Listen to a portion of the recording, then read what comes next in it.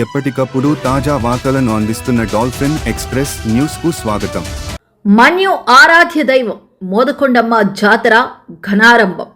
అల్లూరి సీతారామరాజు జిల్లా పాడేరు పట్టణం భక్తి పార్వస్యంతో కలకల్లాడుతుంది. మన్యం ప్రజల ఆరాధ్య దైవం శ్రీ శ్రీ శ్రీ శ్రీ మోదకొండ అమ్మవారి వార్షిక జాతర నేటి నుంచి అంగరంగ వైభవంగా ప్రారంభమైంది. 3 రోజుల పాటు జరిగే ఈ మహోత్సవానికి రాష్ట్ర నలుమూలల నుంచే కాకుండా పొరుగు రాష్ట్రాల నుంచి కూడా వేలాది మంది భక్తులు తరలివచ్చారు. ఉదయం నుంచి ఆలయ పరిసరాలు భక్తజన సందోహంతో నిండిపోయి పాడేరు ఆధ్యాత్మిక కేంద్రంగా మారింది.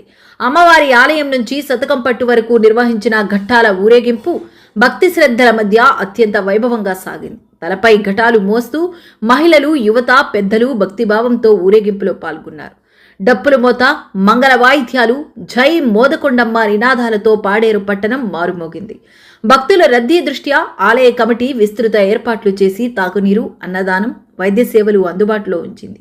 జాతర సందర్భంగా ప్రత్యేక పూజలు, హోమాలు, సాంస్కృతిక కార్యక్రమాలు భక్తులను ఆకట్టుకుంటున్నాయి. మోదకొండమ్మ తల్లిని దర్శించుకుని కుటుంబ సౌఖ్యం, ఆరోగ్యం, ఐశ్వర్యం కలగాలని భక్తులు ప్రార్థిస్తున్నారు. 3 రోజుల పాటు పాడేరు భక్తి సందడితో మారుమోగనుంది.